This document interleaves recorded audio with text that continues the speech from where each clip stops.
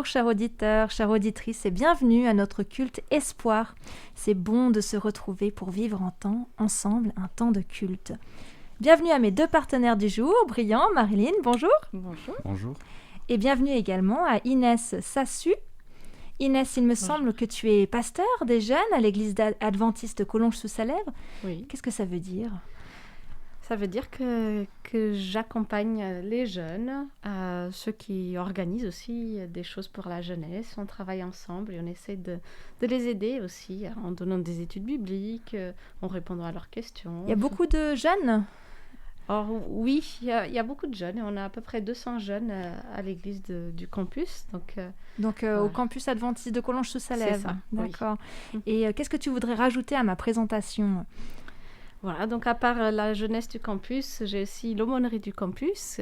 Donc c'est un campus où on étudie la théologie, il y a un lycée, depuis l'école maternelle d'ailleurs jusqu'au lycée, et des étudiants qui viennent étudier la langue française. Donc voilà, je travaille aussi pour accompagner ces personnes et être à disposition pour des questions spirituelles, organisation de programmes aussi, pour pouvoir aussi les aider à connaître Dieu. Ça fait beaucoup de choses, très polyvalentes, dis donc. Et alors donc du coup, on est très heureux de t'avoir aujourd'hui. Et est-ce que tu pourrais nous dire en quelques mots de quoi tu vas nous parler tout à l'heure pour le temps biblique ? Alors tout à l'heure, je vais parler d'une femme qui n'était pas très bien et que finalement, elle a fait une rencontre qui a changé sa vie. Eh bien, je prie que le Saint-Esprit vienne guider ce temps de culte, de partage, que ce temps soit béni et soit un doux parfum pour notre Papa Céleste. Je nous invite tout de suite à commencer par notre première chronique, Dieu dans ma semaine. Alors, Amandine et Marilyn, je vais mobiliser un petit peu votre mémoire. Il y a 15 jours, on s'est retrouvés pour un temps de partage autour des projets de notre radio et particulièrement de ce culte qui nous concerne, le culte Espoir. Dans la salle où nous étions, pour passer la soirée, il y avait une petite phrase sur le mur. Est-ce que vous vous souvenez de cette phrase ? Marina, une des coproductrices de ce culte avec qui j'ai construit cette chronique, me disait que cela l'avait marqué, d'abord parce que chaque mot avait été collé à la main et s'auto-qualifiant de psychorigide. Eh bien, elle disait que les lignes n'étaient pas bien droites. La phrase était tordue, alors ça lui semblait dérangeant en premier lieu. Et puis, elle a pu lire enfin cette phrase qui disait « J'ai choisi d'être heureux parce que c'est bon pour la santé. » C'est quelque chose qui nous interpelle tous les deux. Qu'est-ce que ça évoque pour moi, choisir d'être heureux ? Comment je peux concrètement, dans mon quotidien, choisir de vivre heureux ? Alors voici deux idées qui nous viennent à l'esprit. Alors la première, quand tout n'est pas aligné bien droit, comme sur des roulettes, dans ma vie, je ne veux pas m'empêcher d'être heureux et d'éprouver de la joie dans ce que je traverse. Et la deuxième idée, c'est quels sont les bienfaits de ce bonheur sur ma santé mentale, physique et spirituelle ? Si c'est bon pour ma santé, le bonheur, clairement, ça m'intéresse. Il existe un fameux dicton qui dit qu'il faut moins de muscles pour sourire que pour froncer les sourcils. Il semblerait donc que mon sourire sollicite bien moins d'efforts et j'en conclus donc que ça m'aide pour ma santé. D'ailleurs, une équipe de chercheurs des universités de Genève et de Wisconsin a proposé une étude sur le sourire, et même le sourire authentique. Mais oui, tu sais, ce sourire qui fait plisser les yeux et qui dépose justement dans le coin de tes yeux des jolies petites rides de joie. Ça te dit quelque chose, non ? Et avec ce sourire, il y a aussi souvent les zygomatiques à l'action. Ces muscles au niveau des pommettes, qui quand tu rigoles trop longtemps te font super mal à force d'être sollicité. Bref, le sourire quoi. Figure-toi que cette étude a démontré qu'un sourire est communicatif. En effet, leurs nombreux exercices ont montré que communiquer en direct avec une personne qui a le sourire nous conduit aussi à nous sourire. Tout ça pour dire quoi ? Je crois que Dieu est l'auteur de notre joie. Il nous a créés profondément sociaux, aimants et pour vivre heureux. La Bible le dit, un cœur joyeux est un bon remède. Et ça reprend bien cette citation que j'ai évoquée précédemment.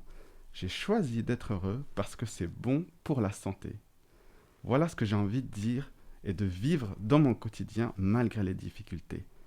Être heureux et rendre heureuses les personnes qui m'entourent.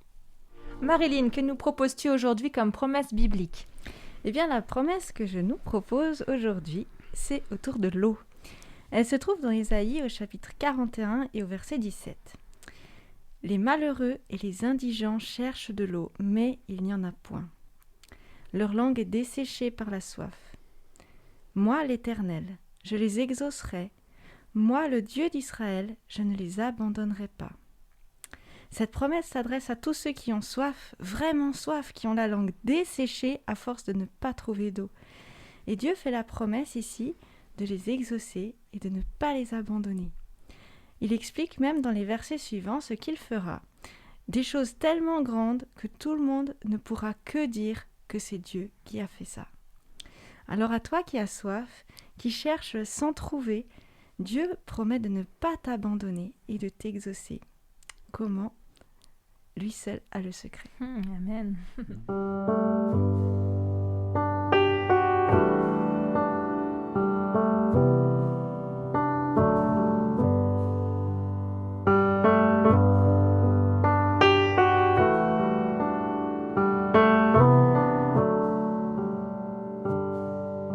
J'ai soif de ta présence, divin chef de ma foi.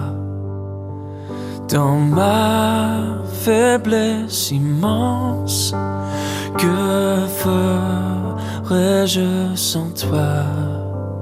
Chaque jour, à chaque heure, j'ai besoin de toi.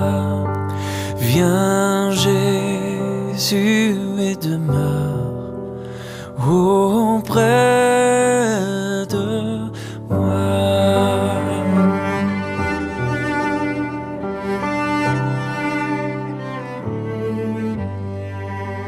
Pendant les jours d'orage, d'obscurité, de froid, quand faiblit mon courage, que ferais-je sans toi? Chaque jour, à chaque heure, j'ai besoin de toi. Viens Jésus et demeure auprès de moi.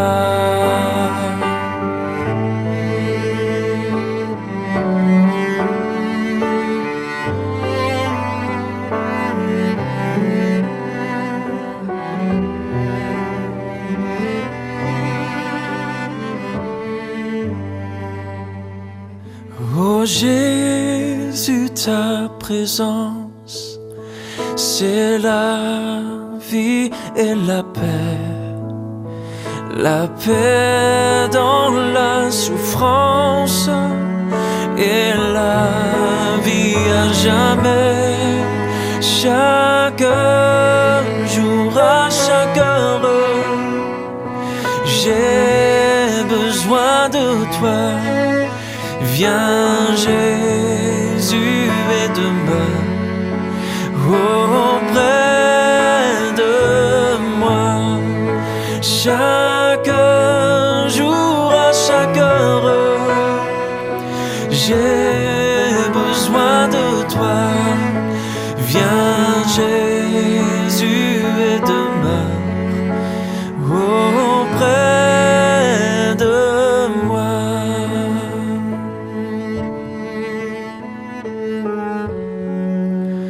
Auprès de moi.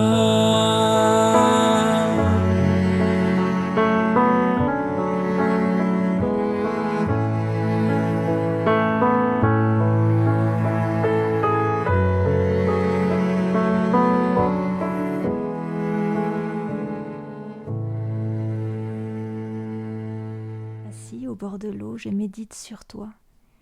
Une délicate brise m'évoque ton esprit. Invisible, or perceptible, il est toujours là. Ton souffle inépuisable emplit ma vie. Mon âme se languit de toi. Approche et parle à mon cœur, j'ai soif de ta vie. Viens établir en moi ta demeure. Je t'invite à faire tiennes les paroles de ce chant, prendre un temps en cœur à cœur avec Dieu.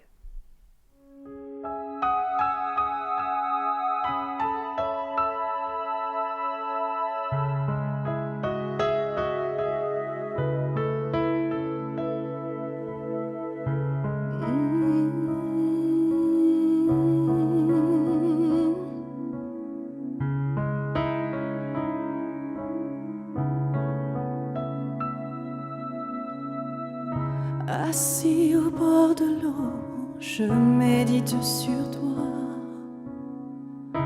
Le doux rythme des flots me rappelle ta constance. Toujours en mouvement, immuable à la fois. Ton souffle inépuisable. Embellit ma vie, mon âme se languit de toi, approche et parle à mon cœur. Tu es mon Dieu, mon Seigneur, mon divin Père. Ta grâce et ton amour sans fin me libère. Comment te remercier? Je me prosterne à tes pieds. Sois seul mon maître. Tu es mon Dieu et toujours je te suivrai. Là où ta main me guide, avec foi j'irai.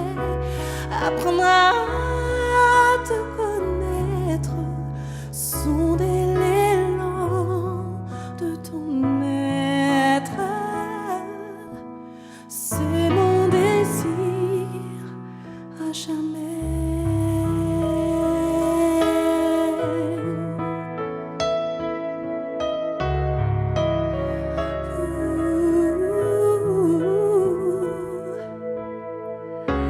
Assis au bord de l'eau, je médite sur toi. Une délicate brise m'évoque ton esprit. Invisible, or perceptible, il est toujours là. Ton souffle inépuisable embellit ma vie. Mon âme se languit de toi, approche et parle à mon cœur. J'ai soif de ta vie, viens établir en moi ta demeure. Tu es mon Dieu, mon divin Père. Ta grâce et ton amour sans fin me libèrent. Comment te remercier? Je me prosterne à tes pieds. Sois seul mon maître. Tu es mon Dieu et toujours je te suivrai. Là où ta main me guide, avec foi j'irai. Apprendre à te connaître, sonder l'élan de ton être. C'est mon désir. Tu es mon Dieu et toujours je te suivrai. Là où ta main me guide,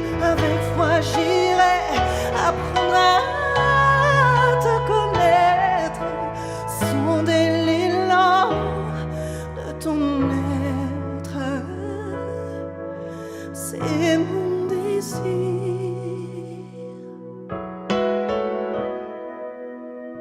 C'est mon désir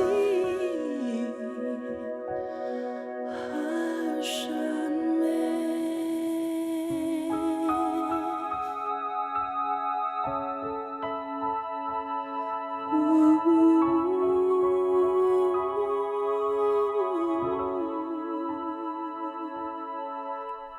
Est-ce que cela vous est déjà arrivé de devoir interrompre une activité pour boire un coup?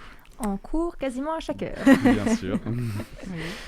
Peut-être que vous avez vu des sportifs aussi, des orateurs ou des chanteurs le faire. Comme dans l'histoire de la femme samaritaine qui est rencontrée au bord d'un puits, interrompue dans son activité, il arrive que l'on soit interrompu par un coup de soif de Dieu.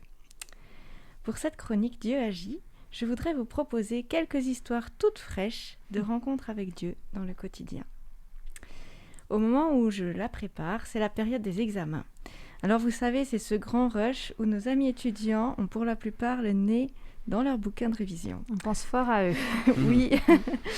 L'un d'eux m'a raconté il n'y a pas très longtemps qu'en début d'une de ses après-midi de révision, il a eu tout à coup l'envie profonde d'aller au bord de la rivière, prendre un temps avec Dieu et lire la Bible. Était-ce bien raisonnable? Le week-end précédent, il avait participé à une retraite spirituelle, puis plusieurs soirs de la semaine suivante à une rencontre de prière sur le Saint-Esprit. Dans cette rencontre, les participants ont été invités à demander chaque jour à Dieu de les guider et de les inspirer dans leur quotidien. Alors vous voyez, dans ce contexte, avec une telle envie, aussi étrange qu'elle soit, il s'est dit « allons-y ». Verdict après cette heure et demie de pause en présence de Dieu. Et oui, le temps passe vite au bord de la rivière en bonne compagnie. Fantastique. Aucun retard constaté. Il a même été presque plus productif avant qu'après sa pause. Ça ne fait pas beaucoup de sens aux yeux humains, mais aux yeux de Dieu, cela a probablement tout son sens. Une autre expérience d'une amie étudiante, le jour même de son examen cette fois. Une question la travaille en trame de fond pendant ses dernières révisions. La place de Dieu dans ses études. Dieu s'invite à sa réflexion à 3 heures de son examen, en lui rappelant une expérience d'il y a quelques années. Ce souvenir est accompagné d'un cours magistral, comme on peut l'appeler, de Dieu. Alors elle interrompt ses révisions, elle se met sur son lit, et la réponse à sa question tombe clairement et naturellement. Alors elle prend le temps de prier en lien avec ce qu'elle a compris et retourne à ses études. Ça n'a pas pris longtemps, mais elle a dû accepter d'être interrompue. Par là, elle a été renouvelée, enseignée, et elle ne l'a pas regretté. Pour une amie, ça s'est passé dernièrement suite à une prière SOS à Dieu. Je te présente cette situation. Qu'est-ce qu'on fait? Une invitation de Dieu arrive sur son cœur. Viens passer un temps de louange avec moi. Alors elle a interrompu son activité pour vivre ce moment. Mais ça n'a pas été évident. Rien ne semblait décoller. Mais en persévérant, elle en est ressortie bénie, ressourcée et comblée pour continuer ses activités. Oui, je crois que Dieu souhaite nous rejoindre à plusieurs occasions dans notre vie quotidienne. Et ça peut aussi être différemment, comme m'a partagé une autre amie qui interrompt le fil de ses pensées lorsqu'elle voit une ambulance, un accident, des conflits par exemple. Elle interrompt ses pensées pour prier pour les malades dans l'ambulance, pour leur famille, pour les soignants, pour les couples qui se chamaillent devant elle ou pour la mère épuisée dans les magasins. Bien sûr, les bénéficiaires ne sont pas au courant de ces prières. Et ces temps sont sûrement bénéfiques pour eux, mais aussi pour elle, car c'est souvent l'occasion de continuer la discussion avec Dieu, et elle en ressort rafraîchie. C'est une façon que Dieu a de l'interpeller dans son quotidien. Et comme me le disait le premier étudiant, c'est juste fantastique de réaliser que Dieu a envie de nous faire grâce de plein de choses durant nos journées. Et alors oui, je veux en profiter et faire en sorte d'approfondir ma relation avec lui, augmenter notre sensibilité pour pouvoir encore mieux bénéficier de ces grâces que Dieu veut me donner. Plus jamais seul, plus jamais vivre loin de toi, plus jamais seul. Wow, wow, wow. Automne sévère,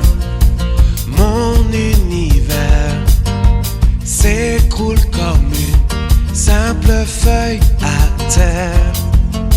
L'hiver prend place, mon pouce glace sous des flocons, lourds de confusion.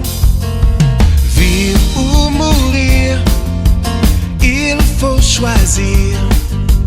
Quoi qu'il arrive, laisse-moi te dire,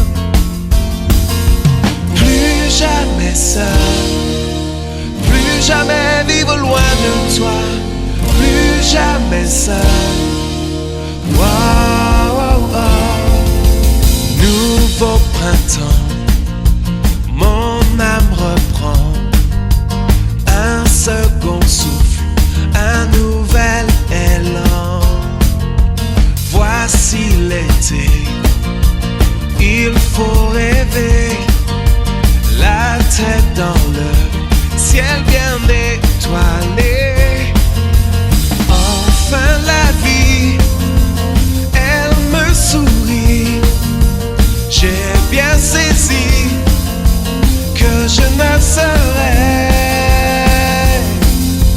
plus jamais seul, plus jamais vivre loin de toi, plus jamais seul. Wow, wow, wow. Plus jamais seul, plus jamais vivre loin de toi, plus jamais seul. Wow, wow, wow. Plus jamais seul, plus jamais vivre loin de toi, plus jamais seul, plus jamais vivre sans toi, sans toi, plus jamais sans toi, jamais sans toi, jamais.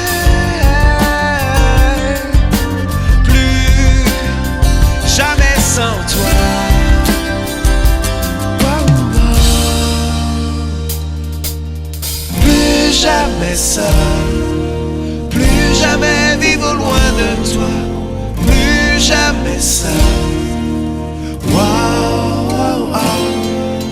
Plus jamais seul, plus jamais vivre loin de toi, plus jamais seul, plus jamais vivre sans toi.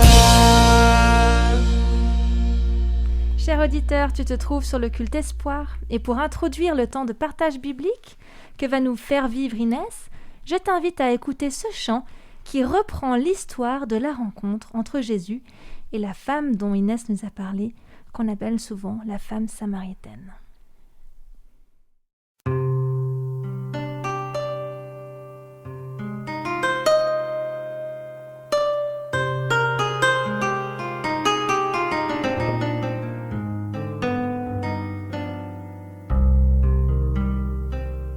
C'était un jour en Samarie, en plein été, en plein midi. Fatigué, Jésus est assis sur la margelle d'un vieux puits. Arrive une femme du pays, Jésus la regarde et lui dit: donne-moi à boire, s'il te plaît, je n'ai rien porté pour puiser. Je suis une femme de Samarie, depuis toujours l'on m'a appris qu'un juif ne doit pas nous parler et qu'il doit même nous éviter. J'ai raté ma vie, je suis dans le noir. Y a-t-il un Messie qui porte l'espoir? J'aimerais le trouver, être devant lui et lui demander à quoi sert ma vie. Si tu savais le don de Dieu et vers qui tu lèves les yeux, c'est toi qui m'aurais demandé: donne-moi de l'eau, s'il te plaît. Tu n'as pas de seau pour puiser, le puits est très profond, tu sais. Comment pourrais-tu me donner l'eau qui peut me désaltérer? Ton cœur est tellement assoiffé que rien ne pourra le combler. Je suis l'eau vive qui remplit le vide immense de ta vie. J'ai raté ma vie, je suis dans le noir et tu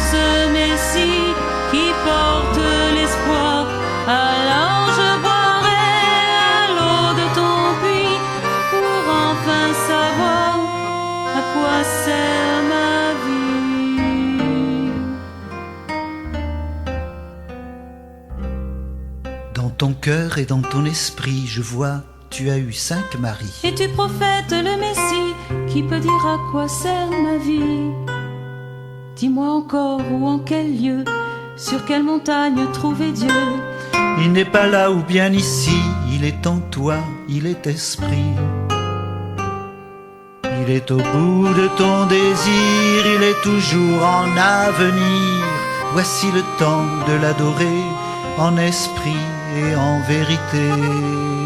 J'ai raté ma vie, j'étais dans le noir, mais toi le Messie, tu m'ouvres l'espoir. Je boirai sans fin à l'eau de ton puits, pour savoir enfin à quoi sert la vie. J'ai raté ma vie, j'étais dans le noir, mais toi le Messie, tu m'ouvres l'espoir. Je boirai sans fin à l'eau de ton puits, car je sais enfin à quoi sert la vie. La la la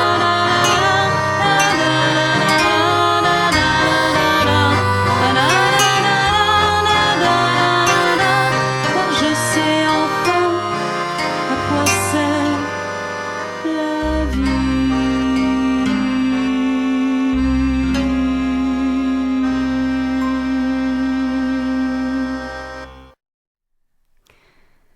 Alors c'est vrai qu'à un moment donné, dans notre vie peut-être, on s'est posé la question, est-ce qu'il y aurait une potion magique qui pourrait régler tous nos problèmes, nous donner le vrai bonheur Et voilà, cette femme, elle se posait la même question. Alors, on va comprendre peut-être pourquoi.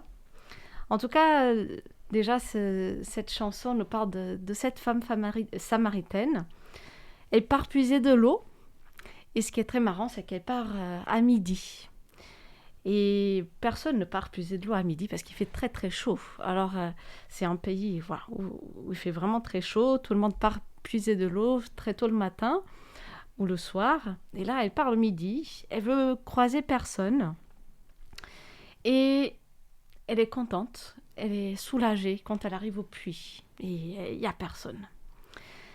Mais il y a un homme qui arrive. Il voyage et puis il lui demande à boire. C'est un juif. Et elle est étonnée parce que, comme disait la chanson, voilà, un juif et puis une samaritaine, on ne se parle pas. Alors, qu'est-ce qui se passe? Et donc, cette histoire est dans l'évangile de Jean, au chapitre 4. Et quand cet homme juif lui demande à boire, elle va répondre: comment toi, qui es juif, peux-tu me demander à boire, à moi qui suis une samaritaine? Et au verset 10, il répondit: si tu connaissais le don de Dieu, et qui est celui qui te dit « Donne-moi à boire », c'est toi qui le lui aurais demandé, et il t'aurait donné de l'eau vive. Mais il parle de quoi, cet homme? Qu'est-ce qu'il me dit? Il me demande à boire, mais maintenant il me dit que c'est à moi de demander à boire. Voilà, c'est pas très clair. Et elle lui dit: Seigneur, lui dit la femme, mais tu n'as rien pour puiser, et le puits est profond. D'où aurais-tu donc cette eau vive? Serais-tu toi plus grand que Jacob, notre père, qui nous a donné ce puits, et qui en a bu lui-même, ainsi que ses fils et ses troupeaux? Et Jésus lui répondit, on a compris de qui on parle, Jésus, cet homme qui est venu parler avec cette femme, et lui dit: quiconque boit de cette eau aura encore soif. Celui qui boira de l'eau que moi, je lui donnerai, celui-là n'aura jamais soif. L'eau que je lui donnerai deviendra en lui une source d'eau qui jaillira pour la vie éternelle. Et la femme lui dit: Seigneur, donne-moi cette eau-là pour que je n'ai plus soif et je n'ai plus à venir puiser ici. Et c'est intéressant parce qu'elle essaie de comprendre un peu les choses. Mais Jésus, alors déjà, il essaie de capter son attention, mais lui demande: es-tu plus grand que Jacob? Et Jésus ne va pas répondre à cette question. Il n'est pas là pour faire un débat, essayer de répondre à toutes ces questions. Il veut aller plus loin avec cette femme. Et donc il dit: voilà, j'ai une eau puissante à t'offrir, et tu n'auras plus soif quand tu vas goûter à cette eau. Et elle va comprendre cela au sens littéral. Elle va se dire, voilà, alors donne-moi, et comme ça, j'ai plus besoin de venir ici, j'ai plus besoin de calculer, voilà, je serai en paix. Et voilà, elle se dit, c'est super ce magicien qui me donne de l'eau vivante. Mais voilà, c'était pas vraiment ça. Et Jésus va essayer de l'aider à mieux comprendre où est-ce qu'il veut en venir.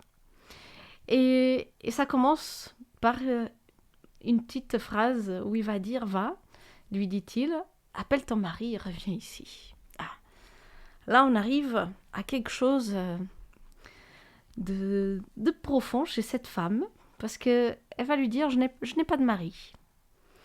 Et Jésus lui dit, tu as raison de dire que tu n'as pas de mari, car tu as eu 5 maris, et celui que tu as maintenant n'est pas ton mari. En cela, tu as dit vrai. Ok. Et elle dit, Seigneur, lui dit la femme, je vois que toi, tu es prophète. Jésus va lui dire des faits par rapport à sa vie, mais ce ne sont pas que des faits. C'est sa vie à elle. C'est une vie de douleur, de cœur brisé, d'abandon, peut-être une vie de culpabilité. Et ceci est son côté noir, ce dont elle a honte, le péché qui ne la nourrit pas, mais qui continue de la blesser. C'est aussi le pourquoi de sa fuite du monde social. Elle est mal vue. Et certainement, elle se pose cette question, qu'est-ce que l'amour dans un monde qui me rejette et me juge ? Qu'est-ce que l'amour après avoir eu 5 maris, 5 tentatives de se donner, de se construire ? Et en vrai, nous ne connaissons pas exactement les raisons. Peut-être ils l'ont quitté, peut-être certains sont décédés. Mais derrière 5 maris et un compagnon, il y a un grand bagage émotionnel, des blessures qui sont peut-être encore ouvertes. Et dans ce texte, on voit que Jésus ne l'a pas jugé. Et en même temps, on voit que la femme n'a pas envie de parler de sa vie. Et elle entame un autre sujet. Et elle va demander, ok, on sait que on va adorer, Jésus va lui dire qu'on va adorer en esprit, en vérité. Et elle a des questions par rapport à ce Messie qui doit venir. Elle dit, je sais que le Messie doit venir, celui qu'on appelle le Christ. Quand il sera venu, il nous annoncera toutes choses. Il va nous répondre à toutes ces questions. Et Jésus lui dit, je le suis, moi qui te parle. Alors c'est très étonnant parce que Jésus ne se révèle pas comme ça d'habitude. Voilà, c'est moi le Messie. Et là, il va dire, voilà, c'est moi le Messie, c'est moi qui te parle. Et je ne sais pas quelle était vraiment sa réaction en entendant « c'est moi le Messie ». En ayant entendu tout ce qu'il a dit sur sa vie, en voyant sa bienveillance aussi, j'imagine qu'elle a cru, parce que tout de suite après on va voir qu'elle a cru, ce Messie qu'elle attendait depuis si longtemps. Je pense qu'au fond de son cœur, elle savait que c'était lui, celui qu'elle attendait, celui qui avait répondu à ses questions, qui avait raconté sa vie. Et c'est la plus grande joie qui commence à naître dans son cœur. La vie avait du sens de nouveau. Le Dieu sauveur est là et sa vie va changer. Alors il y a les disciples qui arrivent et lorsque les disciples arrivent, la femme laisse sa jarre. Alors c'est la raison pour laquelle elle est venue quand même, faire tout ce trajet de la ville jusqu'au puits. Mais voilà, elle laisse sa jarre, elle part et elle va dans la ville dire « Venez voir, il y a là un homme qui m'a dit tout ce que j'ai fait, serait-ce le Christ ?» Et ils sortirent de la ville pour venir à lui. Alors c'est très intéressant parce que cette rencontre a eu un impact dans la vie de cette femme. Elle a accepté l'eau que Jésus avait à lui proposer. Et cette eau, c'est une eau qui purifie l'esprit, le cœur et qui nous renouvelle. Elle est fraîche et comme quand on a soif dans un jour très chaud d'été. Et ce texte nous montre aussi que la mission du Christ est celle de nous sauver. Nous sauver pendant que nous marchons ici, sur terre. Nous sauver pour la vie éternelle. nous sauver pour qu'on puisse trouver la joie de vivre. Et il veut tout simplement marcher avec nous, mais y aller aussi avec nous dans les lieux sombres de notre vie, des choses que nous n'avons jamais racontées, car nous avons honte de notre imperfection et de notre péché. Mais Dieu veut nous libérer de tout cela, nous dire qu'il nous pardonne, qu'il jette nos péchés au fond de l'océan, comme il dit en Michée 7, 19. Et ça, c'est une promesse, celle du pardon.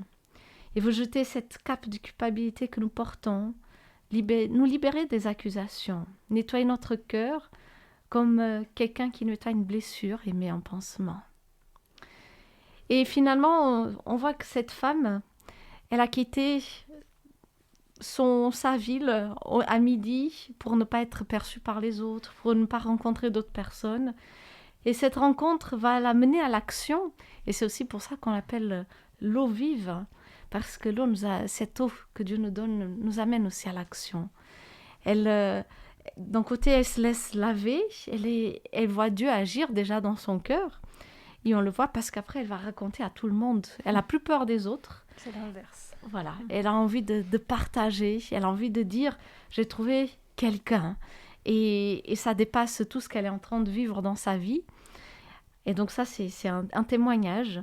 C'est l'effet de Dieu dans notre vie. C'est une transformation intérieure qui va se manifester aussi à l'extérieur.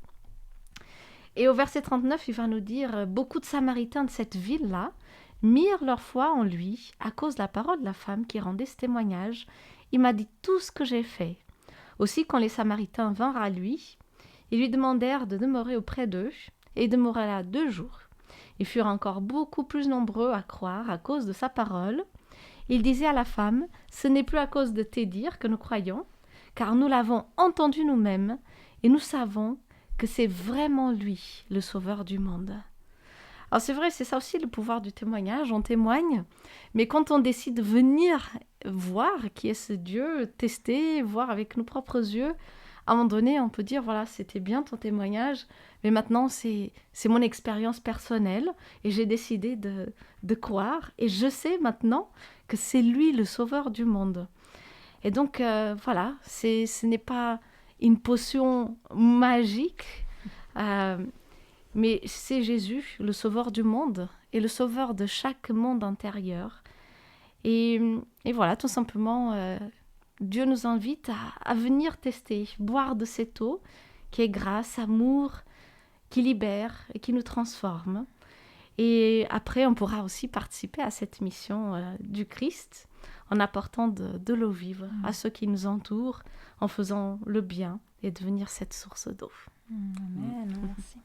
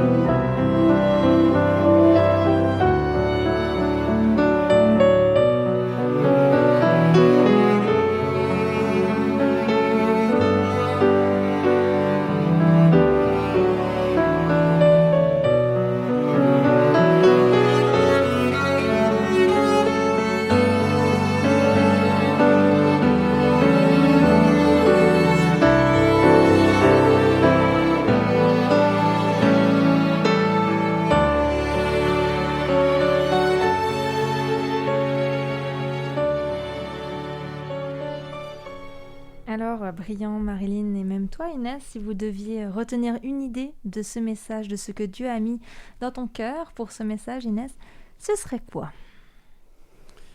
Ben moi, je dirais que déjà ce message m'a touché et quand on regarde attentivement ce passage où cette femme va chercher ce dont elle a besoin, elle se met en marche, elle va vers ce puits et il y a finalement cette rencontre-là que tu disais, le fait d'avoir cette rencontre un peu inattendue de Dieu et de Jésus. Et parfois, dans nos vies, quand on cherche quelque chose, eh ben, Dieu aussi peut être là et peut nous surprendre. Et voilà, c'est quelque chose, moi, qui m'a vraiment marqué dans cette histoire, la rencontre inattendue de cette femme samaritaine et de Jésus. Qui du coup change un petit peu le but du voyage initial. Hein. Clairement. Ouais. Et toi, Marilyn, c'est quoi? Moi, c'est cette phrase de Jésus qui m'interpelle et qui dit « Si tu connaissais, tu m'aurais demandé et je t'aurais donné. » En fait, c'est de voir qu'en fait, il était prêt à donner. En fait, il est là, il te demande, mais en fait, c'est parce qu'il a quelque chose à offrir. Et est-ce que je suis prête à demander pour recevoir ce qu'il a à m'offrir? Ouais, c'est vrai, pas facile comme position, hein, finalement. C'est pédagogique, hein. Je suis très pédagogique. Oui. Et toi, Amandine? Écoute, il y a 2 petites choses. Déjà, le fait qu'elle laisse sa jarre, parce que ça rejoint du coup ce que tu disais, le fait que moi, je me reconnais là-dedans. Voilà, j'ai des projets je définis ce que je pense être mes besoins. Et donc, du coup, j'ai mon petit matériel. Enfin, voilà, dans ma vie, symboliquement, je pense qu'on peut tous se projeter. Et puis, finalement, en fait, à la fin, rencontre avec Jésus. Et en fait, elle laisse en plan tout ce qu'elle avait et pour quelque chose de nettement mieux, en fait. Donc voilà, ça m'a beaucoup touchée. Et puis l'autre, peut-être un petit peu plus, qui va un peu plus en profondeur, c'est cette idée d'eau qui purifie. Et moi, ça m'a rappelé, voilà, peut-être dans nos auditeurs, nos auditrices, des personnes qui ont vraiment subi des choses qui leur font honte, voilà, dans leur corps, des choses où des fois on se sent vraiment sale, symboliquement, littéralement, de par des violences par exemple qu'on a subies, etc. Et c'est dur, ça peut mettre des mois, des années à ce qu'on se sente comme purifié, alors que des fois c'est pas de notre faute, hein, ce qui nous est arrivé, et ce sentiment qu'on a de salissure, et de voir Jésus comme cette eau qui purifie et qui nous restaure profondément. Ça, c'est quelque chose qui m'interpelle beaucoup, qui m'encourage beaucoup, qui est vraiment source d'espérance pour nous, et puis je pense aussi pour certains de nos auditeurs et auditrices qui nous écouteraient. Voilà. Et pour toi, Inès, est-ce qu'il y a quelque chose que tu as pris vraiment pour toi dans ce message? Oui, alors pour moi, c'est déjà un Dieu qui vient vers moi, et vers nous, hein. C'est la démarche qui commence toujours de Dieu vers nous, et dans la bienveillance, dans la volonté de faire du bien, de sauver et d'accompagner. Et donc ça me touche beaucoup, de savoir qu'il y a un Dieu qui se préoccupe de moi, qui vient vers moi, même si peut-être je ne suis pas très tournée vers lui, mais il m'a déjà dans sa pensée, et il savait déjà que cette femme serait là, et donc c'est pour ça qu'il est venu, tout simplement, à ce rendez-vous. C'est très sécurisant, finalement. Aussi. Et toi, cher auditeur, chère auditrice, que retiendrais-tu de ce partage? On parlait des bienfaits du bonheur sur la santé tout à l'heure. Et là, avec ce message qu'Inès nous a partagé, j'aimerais que l'on puisse échanger autour des bienfaits de l'eau sur la santé. Bon alors, j'ai déjà fait une mini-enquête sur les chroniqueurs, mais avant de vous en faire un retour, voyons ce que disent les gens autour de cette table. Est-ce que vous buvez beaucoup d'eau au quotidien ?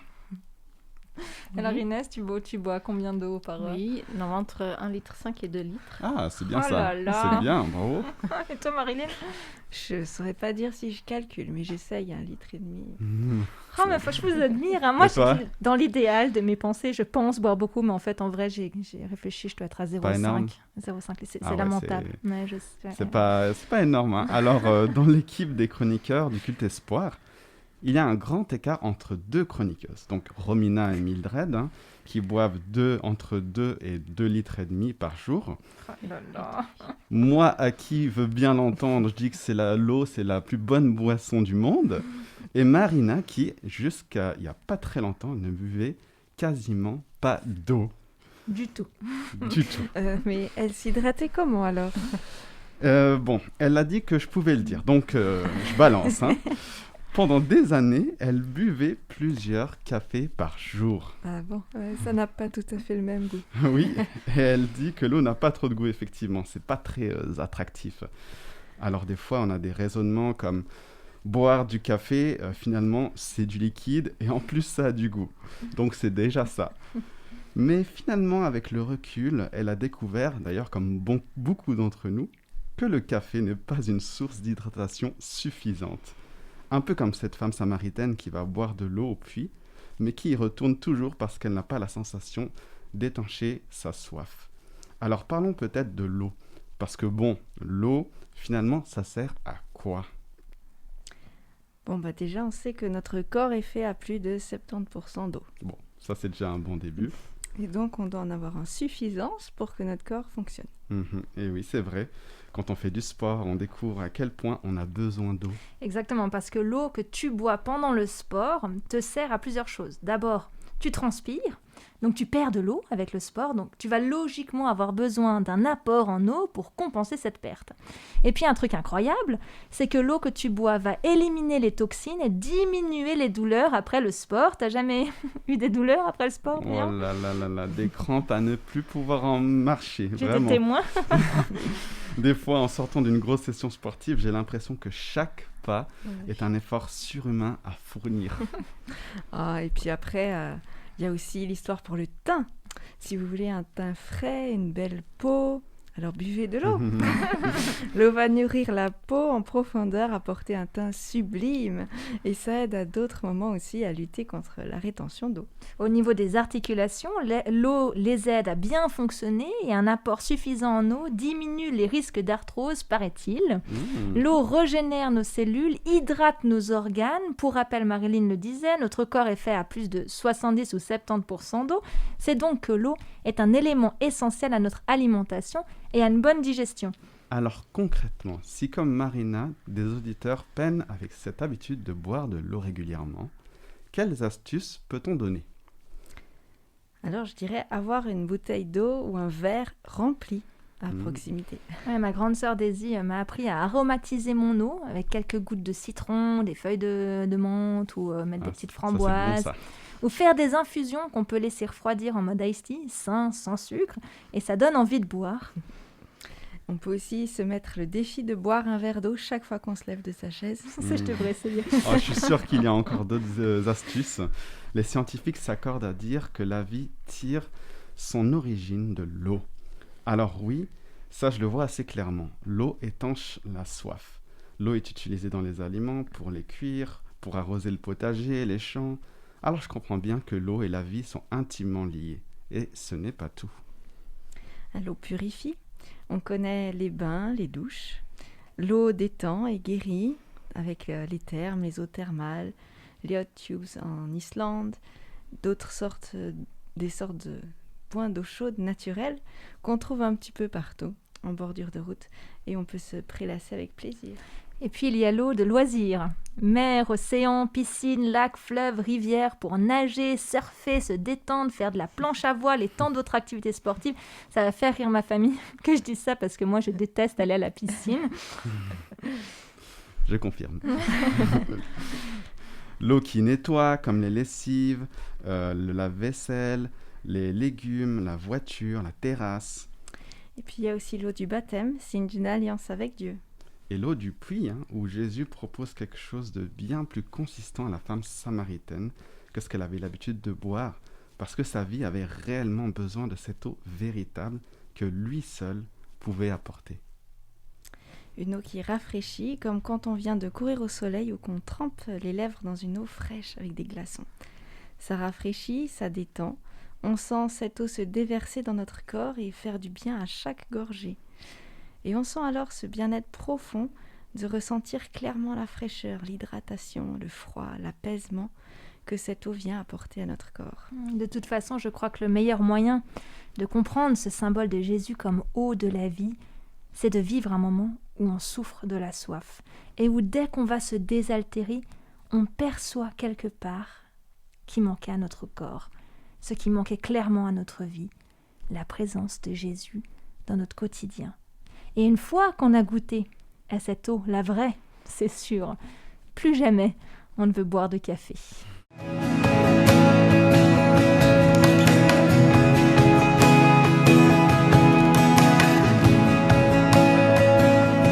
Mon âme a soif de toi, mon Dieu, mon Père, mon roi.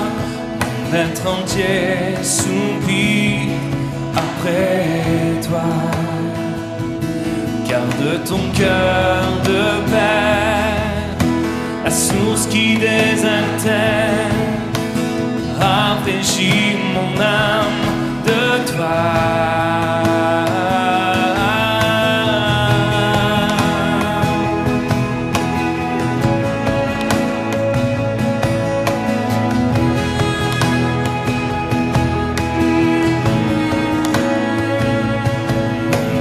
Soif de toi, mon Dieu, mon Père, mon roi, mon être entier soupire après toi. Garde ton cœur de paix, la source qui désaltère, rafraîchit mon âme de toi.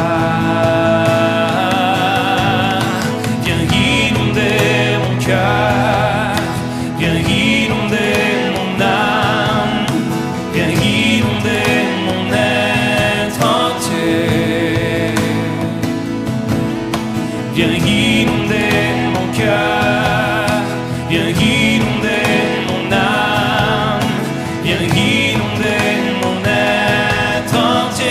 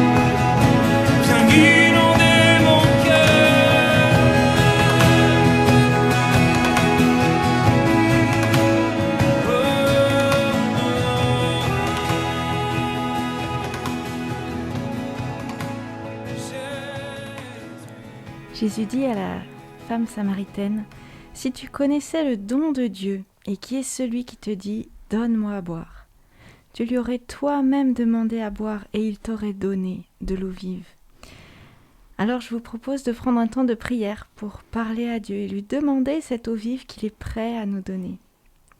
Prions. Seigneur Dieu, je voudrais te demander de venir rencontrer au puits dans ces heures chaudes ceux qui ont de la peine à donner le tour dans leur vie. Mets en lumière toutes ces occasions où nous tentons le système D pour nous rafraîchir seuls avec nos solutions, au lieu de simplement venir vers toi à nouveau. Nous avons soif d'être vraiment désaltérés en profondeur par cette eau vive que tu nous proposes, pour être libres de notre passé, libres de vivre vraiment et pleinement cette vie que tu nous offres. Je te prie pour que chacun de nous puisse réaliser la grandeur de ce don que tu nous fais et que cette puissance de ton esprit puisse agir en nous. Apprends-nous à demeurer dans ta présence, à demeurer près de cette source d'eau vive et en partager le chemin. Et Père, tu as dit que si nous te demandons, tu nous donnes. Alors merci pour ces rencontres, pour ces rafraîchissements, pour ces renouvellements qui reviendront et qui viendront. Sois glorifié et je t'ai prié au nom de Jésus. Amen. Amen, amen. Alors Brian, nous avons pour habitude de proposer, en fin de ce culte espoir, une proposition de passage à l'action. Qu'est-ce que tu nous proposes aujourd'hui ? Alors, à celles et ceux qui n'ont jamais eu cette habitude de boire très régulièrement de l'eau, cette action est faite pour vous.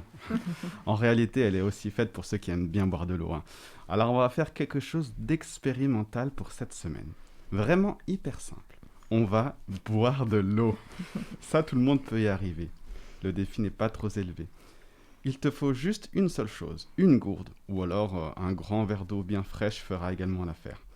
On est dans une période bien chaude, ça tombe bien. Il est plus que nécessaire de s'hydrater.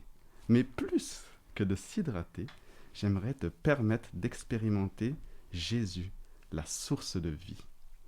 Trouve-toi un coin calme dans la journée. L'expérience vaut la peine de trouver le bon moment. Pose-toi et demande à Dieu de te faire ressentir clairement ce qu'il veut apporter dans ta vie. Et quand il dit que l'eau qu'il veut nous apporter, donc sa présence dans notre vie, ne vous donnera plus jamais soif.